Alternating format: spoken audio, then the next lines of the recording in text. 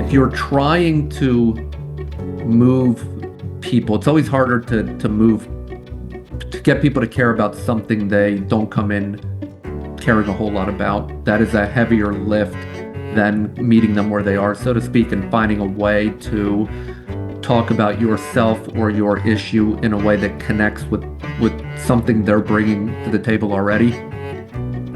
Welcome to a winning mental health movement, a space where we turn conversations into action for mental health. I'm Karis Myrick, the Senior Vice President of Partnerships and Innovation at Inseparable, and I'm thrilled to be here to guide you through this series with my fellow co-hosts. Inseparable is a national organization driving transformative policy change to build a mental health system one win at a time that works for everyone, because no one should have to struggle alone. I'm Kathleen Doughty, and I serve as the SVP of Campaigns and Communications at Inseparable. Inseparable's work is all about hope, action, and impact, and that's exactly what this podcast embodies. In this series, we'll learn from experts on the front lines of mental health advocacy, break down life-saving policy wins, plan for the work ahead, and hopefully inspire you to join the movement. Because we can't do this without you. I'm Allie Larson, Director of Policymaker and Candidate Relations here at Inseparable. And as part of our WIN workshop, we've been training with advocates across the country to build a grassroots movement for mental health care. This podcast series was adapted from the live virtual sessions we conducted with our inaugural cohort to help distribute critical information to the people fighting for better mental health policy. Whether you're a policymaker, a caregiver, or someone who's struggled to get help, this is your invitation to join us as we learn how to not just fight, but win mental health campaigns, because winning saves lives. We have a great topic today, which I think so many of us can relate to, the impact and power of messaging and storytelling. And we have an excellent expert here to talk with us and share with us on this topic specifically, which I'm excited about. Today's goal, if you checked the syllabus, we're just hearing from an expert today on messaging and storytelling. Oren Shur will be here to help us talk about the tools that push our goals and the goals of our organizations forward. This is such a powerful way to do so. And we'll be talking practical tips for shaping effective messages and stories to support the mental health movement. So again, if you have got questions as we go, feel free to pop them in the chat, and I will kick it over to you, Kathleen. Thanks, Allie. And welcome, Oren. I'm so excited Oren's here today. I think I met him first in 2007 when we were on a campaign together, and I accidentally crashed his first date with his wife. So I'm glad he's forgiven me over time. And these days he is at SKDK, leading the firm's political and paid media department. Before this, he's held a number of roles in politics and doing paid media and ad making for advocacy groups. Some of these roles include being the director of paid media for Hillary Clinton's campaign in 2016 and serving as an advisor to President Biden's campaign's paid media team.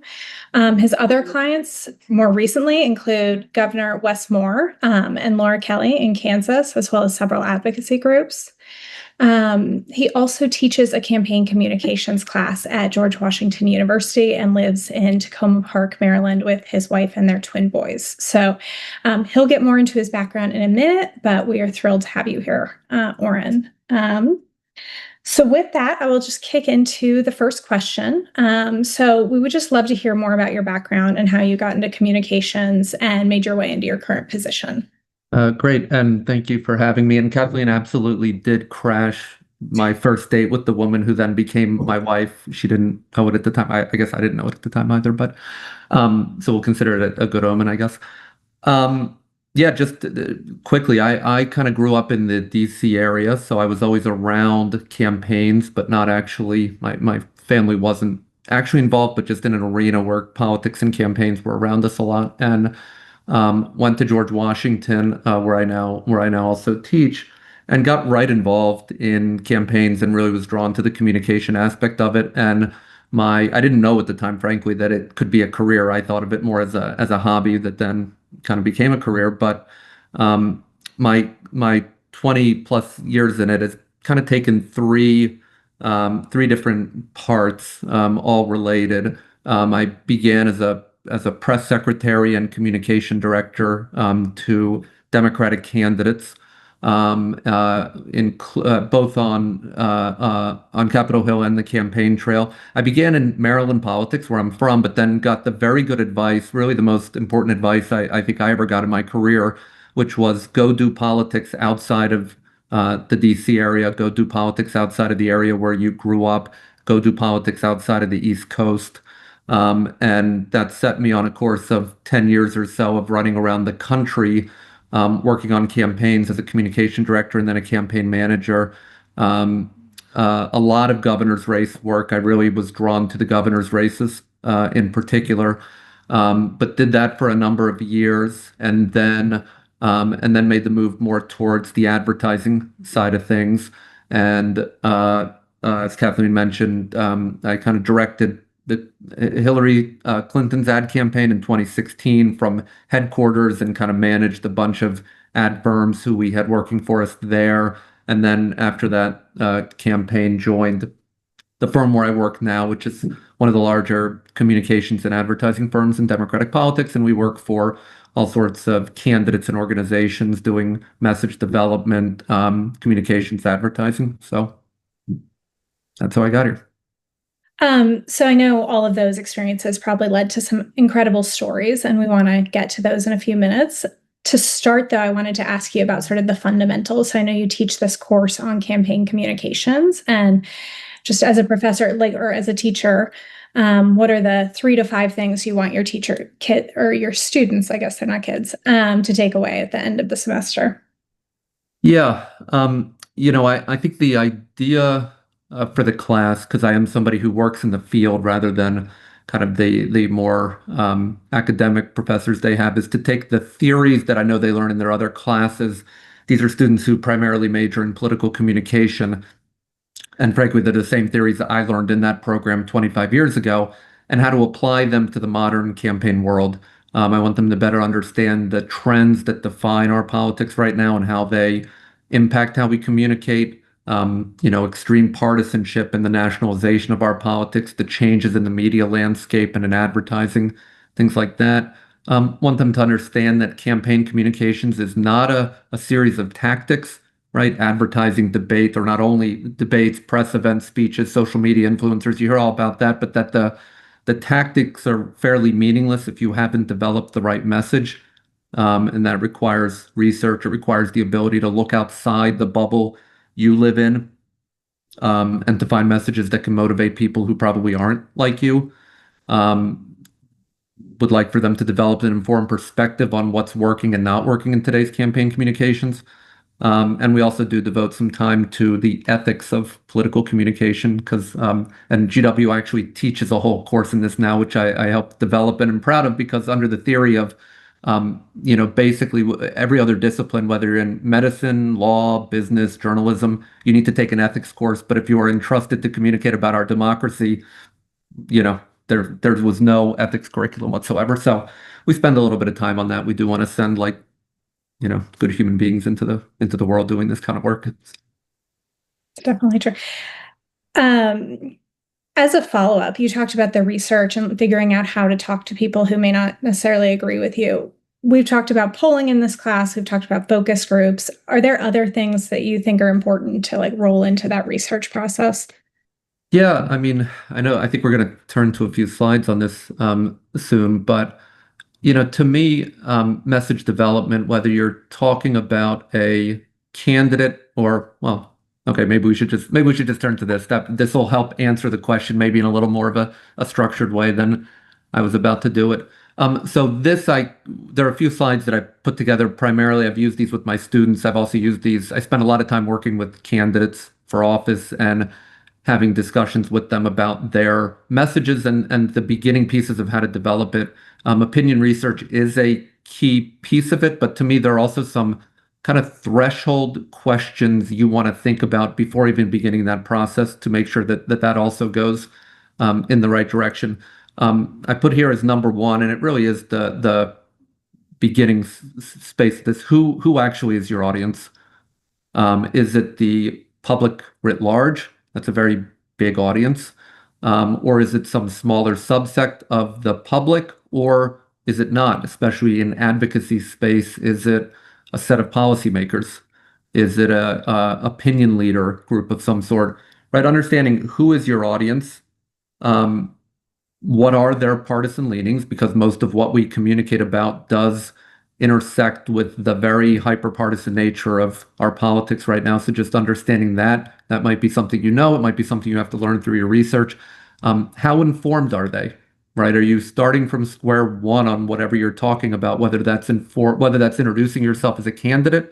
They may know you, they may not, or is it an issue that you're communicating about that you are are you at square one? Are you dealing with an audience that knows something, and that will inform, frankly, how simple you need to keep it and how you approach things. Understanding what motivates them. Again, this is probably something that you would learn if it's the public through your opinion research process. These are a little more tactical, but I speak a lot in my class about how distracted are they? The answer is very, right? Almost any, and that lends a little bit more to the eventual tactics of how you get your message across once you've decided what it is. But I think always important now to keep in mind, especially if our audience is the public or any subsect of the public, as opposed to, say, professionals who are in your arena day in and day out and are fairly attentive to the things happening. The public right now, it is, everyone is so distracted. They're getting information from all over the place all the time, and that makes it more difficult to communicate. It puts a higher premium on the things you are putting out there, both the creative approach and the kind of directness and simplicity of the message, but an awareness of that. And then how skeptical are they? This is really more geared towards voters who right now bring a healthy dose of skepticism to everything that politicians are saying to them, being aware of that. What are you asking of your audience? Right? That's an important question. Are you seeking a vote? Are you seeking to just move opinion? Are you looking for an action of some sort? What is it exactly you want your audience to do or believe? And surfacing that at the front end. The third, and this is always a fun one with candidates, but how credible are you to them as a messenger? Right? And be very honest about that. Right? Are you somebody who will already be credible for one reason or another? You have experience in the arena, you have relationships, they know you, you know them, or are you a blank slate, and establishing credibility is an important part of what you need to do. And then the last piece is what are the roadblocks that you expect, right? If you're in a campaign, could it be the partisan nature of what you're doing? Are you a Democrat who needs votes from Republicans, or vice versa, and your mission is to really create permission structures that your message has to create to help voters vote against their natural leanings? Or, is your competition a crowded media environment, and you're running some sort of social media campaign, and you're trying to think about how to cut through in this world? Or the message roadblock could be simply the salience of the race, the issue, the topic, right? Are you communicating about something that may not be front in mind to the audience who you're communicating with, and you have to think about how to make it relevant to their day-to-day lives? So this is a really simple Venn diagram that I put in front of every candidate who I meet with, because it can be very intimidating or off-putting to have some political consultant from Washington beam into whatever town you're in and say, okay, let's talk about developing your message. And the first thing I tell them is my job is not to come in and tell you what your message should be. And anybody who does that, you should throw them out the door.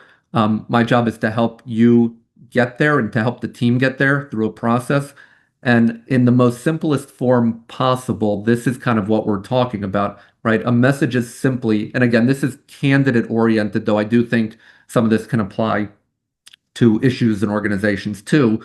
But if circle number one is your values, your priority, your record, the things you care about, the things you want to say, and circle number two is your audience's values and priorities, which you learn through opinion research process of some sort, you are simply looking for that overlap. Because if you are out there talking about things very important to you, but not relevant to your audience, that message will fall flat. Similarly, if you are talking about things that you know are important to your audience, but you have no background in, no passion for really, no, and you see candidates try to do this all the time where you're twisting yourself into being somebody who you really aren't because you think it's what the voters want to hear, that message is also going to fall flat. So what we simply try to do is figure out what is that overlap, and that's what we call our message. That's its simplest form. Kathleen, do you want me to keep rolling through this, or do you want to jump in with more questions, whatever? One question that pops to mind here to me, I think this is such a clarifying way to think about authenticity and speaking, but like if your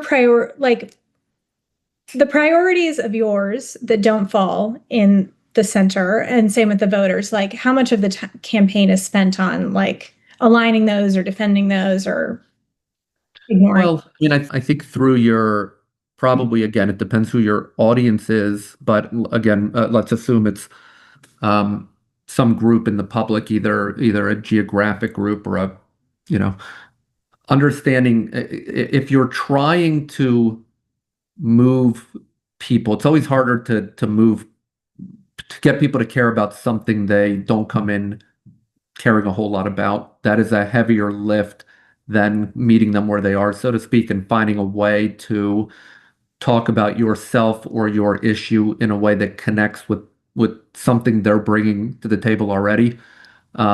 That doesn't mean you can't. Some of it's in the tactics of what you're trying to do, but I do think you'd want to use your research to help you understand how difficult is it to achieve the thing you're trying to. What are the best ways to make the argument or to tell the story? But then ultimately, if people are not moving or your research doesn't project people are moving, you may want to assess whether it makes sense to pursue the thing you're trying to do, right? You want to assume you have a path to success. Um, but I think the again, it's difficult in generalities, but I think you typically want to figure out where is kind of that overlap, where is the thing about you, your cause, or your issue that is already overlapping with a priority of your audiences.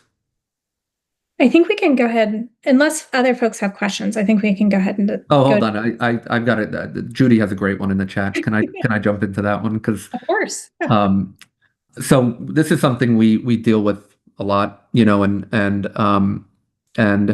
there are I'll say folks in my arena who give the work we do sometimes a bad name, which by that I mean are the people who come from Washington or New York, almost always Washington or New York, who want to tell others, here's what you have to say to be successful. And, we somehow are gurus who know that, and you guys don't, and we have all the answers.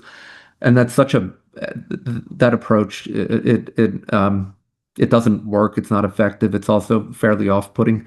I think a lot of the way anyway that I try to build credibility with the candidates who I work with and to get them to see the value proposition in working with us or folks like us is walking them through a very collaborative process to land on the messaging, and that it's research informed. It isn't, we're going to have views because of our experience doing it. But we're also going to listen to the people, I spend a lot of time working in states that I had never lived in or spent time in prior to working there. And one of the things I make a point of doing when engaging with folks there is saying, look, part of my job early on here is to listen to the folks who are there, both, kind of anecdotally, the people around you who've been working in that state or on that issue for much longer than I have, but then also to get kind of a group agreement that everyone's also going to listen to the opinion research piece of it too, because again, we all live in bubbles, right? And I came out of Maryland politics, so I may feel like I know more about Maryland than other people, but then I will also do opinion research in Maryland and realize, oh, there's a lot I didn't know because I live in a certain bubble, just like the people I'll interact with in a state will live in a bubble, or the people I'll interact with who are experts on an issue will live in a certain bubble. And, so I think, and by the way, the sounding overly curated point, I assume by that you mean kind of the terrible sound bites you hear people repeat over and over and over, and you're like, some consultant is telling them they need to say that. The point one of the most important things we try to get across to our candidates and our clients is that the message we land on, if it's not authentic, we've got to crumple it up and throw it out the window. It's got to be true to you, to your mission, to your cause, to your values, to who you are. And then our job is not, and this is where I think our worlds have evolved a little bit since when I first got into this. When I first got into this, being on message almost meant training your candidates to be like robots to repeat the same thing over and over and over. Maybe in a different era that worked. Maybe we just told ourselves it worked. I don't know. But now, I think there's a growing consensus that being on message doesn't mean repeating something like a robot. It means internalizing it to the point that you can communicate it in a natural way when you're asked and pivot to it in a natural way when you're asked. And it doesn't feel like you're being robotic because you're really owning it. It's what you believe. It's who you are. We're just helping you get to it in a natural way. So hopefully that helps answer your question, Judy. But we get this a lot, and especially anytime you lose an election, it's always our fault. And folks in my arena, kind of media consultants that work with candidates primarily, you will see some version of this in all different kinds of ways. This is not kind of sacrosanct. This is simply our preferred approach to what we call kind of developing a message framework. Sometimes you'll see message boxes, message triangles. The shapes always kind of confused me. I don't know what to do with them. So we kind of developed what to me is a very simple way to break down the core fundamental of your message. And by that, it's simply, if you're a candidate, it's the answer to the question, why are you running? And being able to explain that in 20 or 30 seconds in a way that everyone will understand. If you're an organization, it's, what's your mission? What's your objective? What are you doing? And the way we break it down here, problem, solution, and choice. How are you defining the problem? There is always a problem, right? Unless you are Vladimir Putin and you get to run on everything's awesome and get 90% of the vote, there is always a problem. We'll talk on the next slide about kind of ways to define that. Why are you the solution to it, right? Again, this is more designed for a individual candidate, but why is what you are proposing the solution to the problem as you defined it? And then the choice. What's the choice? Either an alternative in a campaign, what's the consequence of the other side winning? Or if it's an issue, what is the consequence to you being not successful? What is at stake for people? How do you raise the stakes in that way? And then the three bullets at the bottom are just worth repeating over and over because in the media climate we all live in, and just the climate in general we all live in, be clear, be authentic, keep it simple, keep it simple, keep it simple. Very few, unless your audience is really a small circle of experts who are digging super deep with you on whatever the issue. People have so little brain bandwidth for new information about anything. Simplicity is our friend. It has to be. And frankly, I think this is something that I think this is one of the real lessons of the Trump era, right? It's we could do a whole session right on him as a communicator and why he's been effective in different ways, but he keeps it simple and he repeats. So this kind of dives a little bit deeper into how to develop those pieces. And again, depending on what you're doing and at what stage you're doing it, you may or may not have opinion research to help guide this. Often we are working with folks who don't yet have opinion research, so it's more leading a group exercise with whomever the stakeholders are to land on a message that may be a little bit of a placeholder until you do your opinion research, or you can refine it as you go. But and the point here is not to answer each of these questions in the definition of the problem solution. These are more considerations to discuss. And again, this is largely candidate driven, but the problem, it could be this the biggest problem facing the voters as they tell it to you, right? It's the economy, it's an education system, it's something like that. Um, it could be a frustration with the status quo, right? If you're a challenger, the problem could be defined as, the people in office are screwing it all up. Um, in our politics now, we talk a lot about, kind of ideology and extremism, right? And trying to define the problem along those lines. So there are any number of ways you can do that. Solution, right? Um, that could be your values, your upbringing, um, I'll talk in a moment about the Kansas governor's race and how we define the problem and the solution. But we have candidates who we work for who, like in Kansas, where the candidate's bio will be very little part of it, may not be terribly relevant to the messaging, frankly. We have other places. Kathleen mentioned I continue to work for Wes Moore, the governor of Maryland, my home governor. His bio and personal story was key to his success in his gubernatorial campaign, and was the key element of kind of why he was the solution. It was, I've lived these opportunities and overcome these challenges, and I want more Marylanders to have that path, right?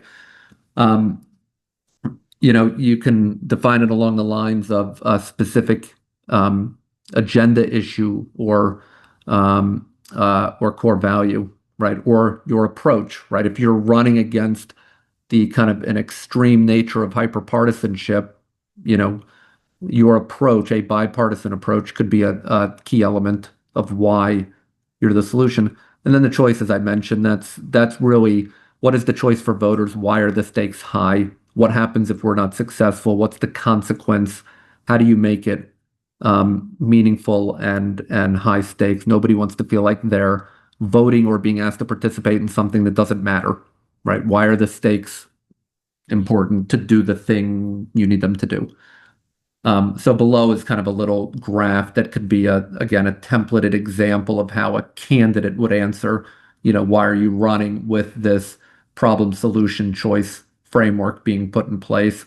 And by the way, in the spirit of your question, Judy, and not being overly curated, it does not need to be, once you land on this framework and answer the questions, it does not have to be spoken in that order every single time like that. Those are just your core tent poles, right? You want to tell people what's wrong. You want to tell people why you are the solution to it, and you want to raise the stakes for them. But the way you deliver that can be very different. This is an example that when we were putting Laura Kelly's message framework together, this is in 2017, right? This is a woman, a Democrat running in the state of Kansas for governor. So clearly there are just some inherent hurdles to that, being a Democrat running in Kansas. And, we knew very early on we needed to define the problem in a way that was local, in a way that did not lean into natural partisan divisions, because ultimately we needed a group of Republicans who had just voted 2 years prior for Donald Trump to vote for a Democrat for governor. So I don't need to walk through all the background of Kansas history and to what made it possible for her to be governor, but we defined the problem based on the prior governor and some very bad decisions he had made that had a terrible impact on the state's economy and budget and schools in particular. Then we cast Governor Kelly as, she would literally say, and we had in our ads, that she was running to be the education governor, right? That was something she had a passion for and a background in. So she was the solution to the problem as we defined it. Heavy emphasis on schools and budgets there. You can read it, and on a bipartisan approach, important in a state like Kansas. And then the choice, and we were running against another character named Chris Kobach in 2018, who could have been defined any number of ways. If anyone's familiar with him, he was kind of MAGA before MAGA. But the simplest, most salient way for these Republicans, again, not Democrats, but for the Republicans, for our audience who we cared most about, we knew Democrats would vote for Laura Kelly. Our audience were Republicans, and the type of Republicans who might be open to a Democratic governor. that their main concern we knew was going back to these policies that had put the state in such a terrible position. So we simply needed to cast our opponent as a return to those policies. And then you can see the kind of that statement of purpose. We call it that kind of that graph at the bottom. That's the short summary of it. So I guess my advice though would be whether you adopt this or some different version of this for your organization, going through the exercise of putting this on paper is really important, or putting something like this on paper is really important, where you are forced to really crunch it down to a simple framework where you are that blue, dark blue box at the bottom, where you are landing on something for your organization's purpose, your mission, that is really clear and simple. Because I think one of the bigger mistakes we make, both in campaign politics but also advocacy world, is we try to be too many things all over the place, and it becomes very difficult. We could talk about things like language, but being as simple and relatable and clear as possible, and figuring out some exercise, either one you do on your own with your organization or one that you bring somebody in from the outside. Kathleen can share our business cards to help guide, but going through an exercise to really help you break it down. And again, depending on whether you have access to opinion research or not, maybe that's an element of it. Maybe it comes down the road. Maybe you just don't have the budget for it. Who knows? But I guess I would just impart the need for simplicity and kind of a very clear what's wrong, how are we fixing it, what's at stake type of framework. And then potentially an action piece, right? If you need your audience to do something different than vote for someone. This is fantastic. And I agree with you. I think it's been political campaign focused, but it's really applicable to the advocacy work that a lot of us do. Do you want to shift gears a little to your advocacy work? I know you've been Sure. doing a ton with Protect Our Care, and they've really inspired a lot of our messaging. So would love to hear more about that. Yeah, for those not familiar, Protect Our Care is an advocacy group that we began work. Well, I think they started. They started as an organization put up primarily to defend the ACA over all the attempts to repeal it during Trump 1.0. We began working for them at that point in time. So their primary mission is healthcare affordability, but at that time it meant defending the ACA. During the Biden administration, it primarily meant advocacy for, at least I'm thinking primarily that where their ad campaigns went. They do a lot of other things in the healthcare affordability arena, but it was primarily focused on passing the prescription drug affordability measures that passed under Biden, and then now they are completely focused on messaging the Medicaid cuts that would happen if the reconciliation bill passes now. And what we do with them. They are a great example of kind of an organization that balances the inside game and the outside game. And by that I mean, they are a heavy presence in Washington on Capitol Hill, in a handful of state capitals, as well in the states, where they are kind of working policymakers one-on-one with lobbyists, with other officials, with kind of a whole network of primarily Democratic aligned entities, but not entirely. And they will make strange bedfellow relationships where they need to with different entities, hospital associations, et cetera, that have aligned interests. But then they will also, in the spirit of getting key elected officials to get to a certain place, and this is usually where we come in, where they will run advocacy campaigns to the public in their states or districts. So we just are kind of on the tail end, though it may pick up again, of, we ran a series of ads on the Medicaid cuts, or the proposed Medicaid cuts, targeting Republican members by making it clear to them. We were guided by folks who, I don't orbit in Republican politics, so I can do opinion research, or I can surmise what a Republican politician is motivated by, but sometimes it's good to have lobbyists and folks who are on the other side of the aisle who actually know these folks who can, again, when the audience, so I guess comes back to audience, when the audience is a policymaker, it is helpful to know what motivates that individual policymaker. Sometimes it will earnestly be what their constituents think about something. Sometimes their political motivations, their donor motivations, there are other levers you may need to pull. But one thing we were advised and is that a number of these Republican lawmakers in Trump world are very sensitive to their standing with kind of the MAGA world, right? And they're sensitive to primaries, they're sensitive to all of that. Okay, that's tricky since Mr. MAGA, Donald Trump, is asking them to all vote for this thing. But part of what we were trying to do with our ad campaign was make the point that when you cut Medicaid, you are taking healthcare away from the very people who just voted for you. And they voted for you probably because you promised that you would make things like healthcare more affordable instead of making them, instead of making them less affordable or more expensive.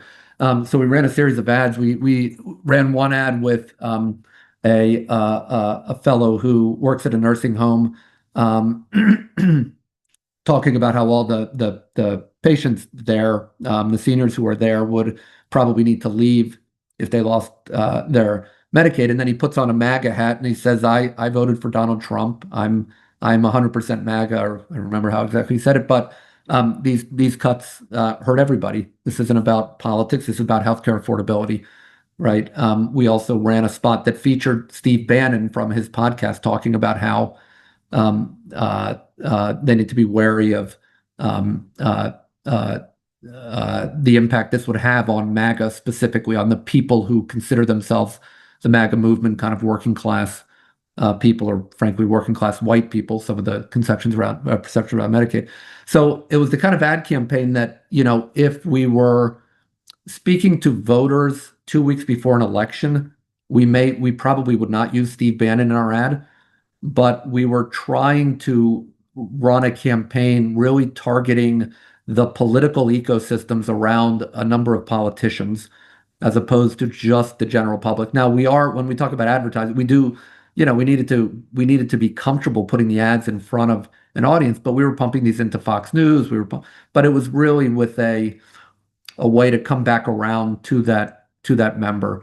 I have no doubt that we will be running plenty of, frankly, whether they go forward with the bill or not, as it's currently written, I suspect there will be plenty of ads on TV and online next fall about Republicans seeking to cut Medicaid. There'll be plenty of time to do that in exactly the way that's right to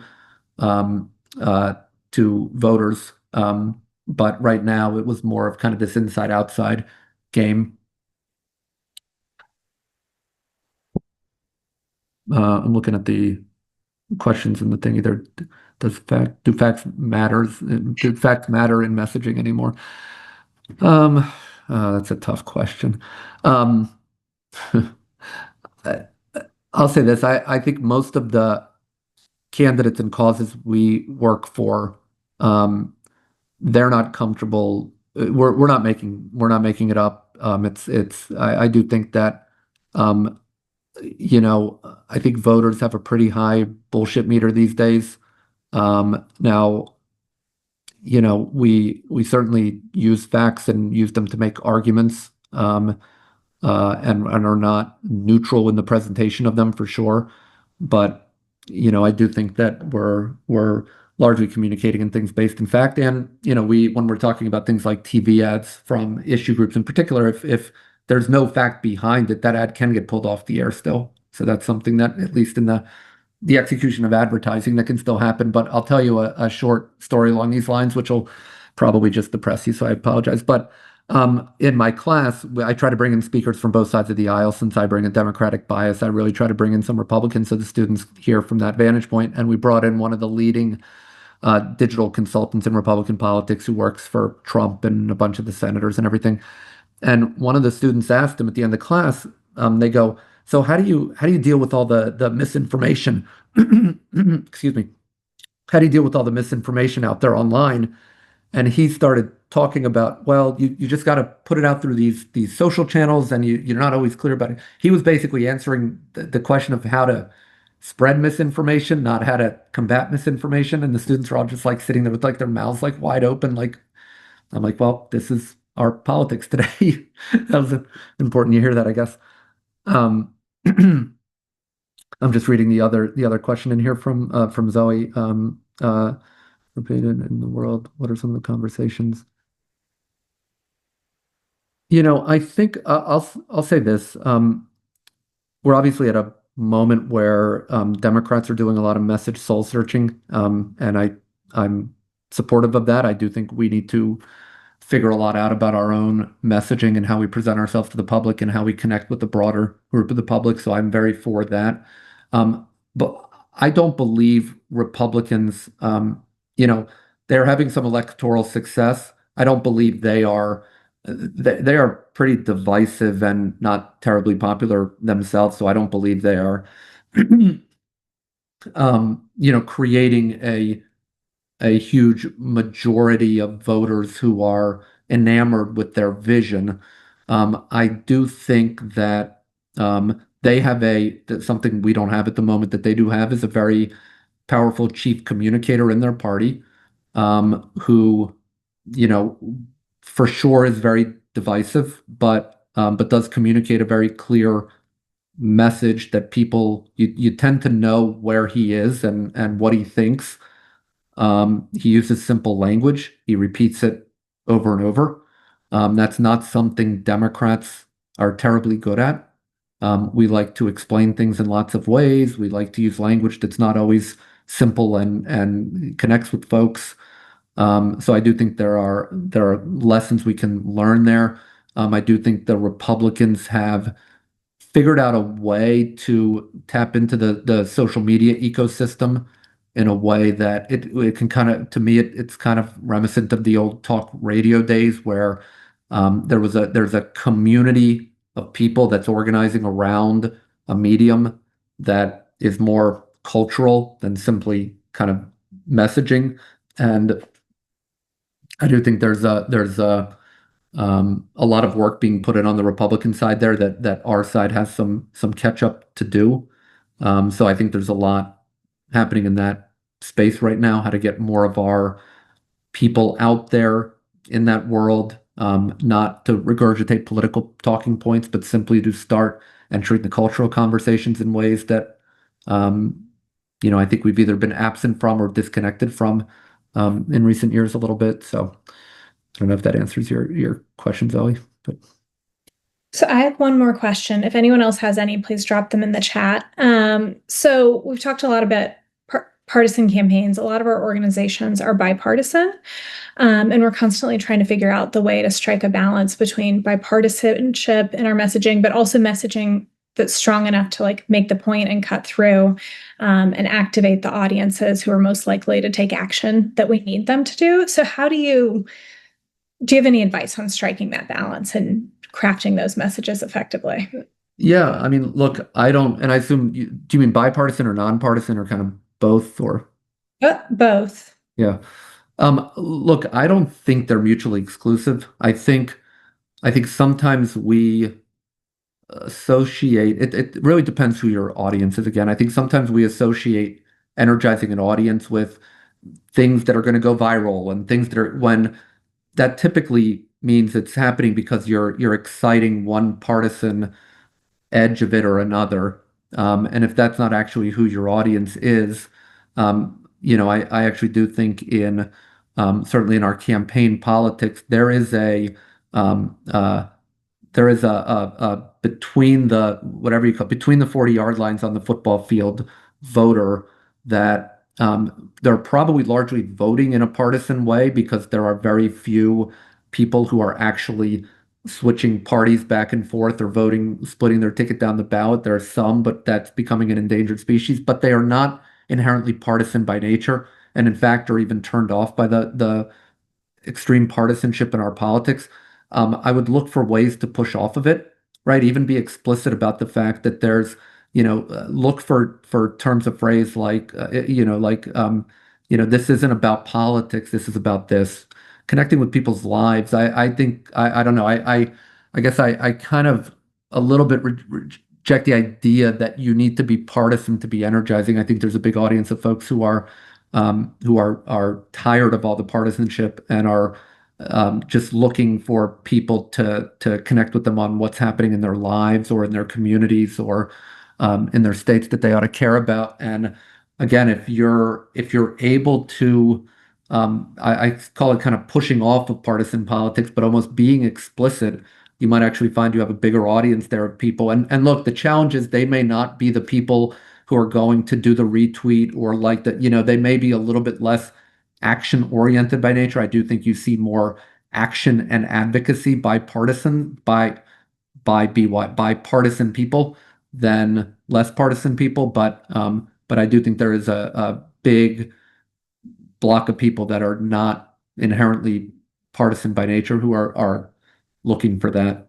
And I'd find a way to build it in also. It's almost if you are doing something that has Democratic and Republican support or Democratic and Republican leadership in however, there might be cute ways to even lean into the man bites dog nature of that. That's a refreshing thing to see today. If there is something that Republicans and Democrats can actually agree upon, that could be interesting, unique, and cut through in its own way because it is so different than what everyone's used to now.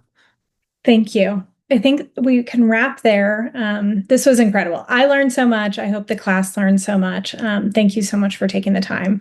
Ever since I've known Oren, he's been kind of the candidate whisperer, like the person who can make whoever he's working for feel better and do what needs to be done. And I can see even more now how that's been the case. So thank you. They don't all win, but and Kathleen, very genuinely, if anybody wants to follow up or thinks I can be helpful either in an official capacity or non.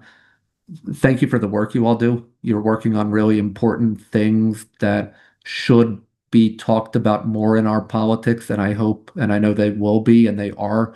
But you do really important work, and that's why I was excited to be part of this, and would be more than happy to chat with anybody offline who would like, because we're in this because it matters, and so happy to do that. And that's a wrap for this episode. Thank you for joining us as we work to turn mental health policy into real wins that save lives. Remember, change doesn't happen by accident. It happens when people like you make it happen. Want to keep the momentum going? Visit inseparable.us to find toolkits, campaign resources, and ways to take action in your community. And if today's conversation resonated with you, share this episode with someone who needs to hear it, because mental health advocacy grows when we work together. This podcast is just the beginning. If you're ready to go deeper, make sure you catch up on this entire series to get trained on how to fight and win mental health campaigns in your state. Because when we organize, we don't just make noise, we make change. Thanks again for listening. I'm Karis Myrick. I'm Kathleen Doughty. And I'm Allie Larson, and we'll see you on the next episode.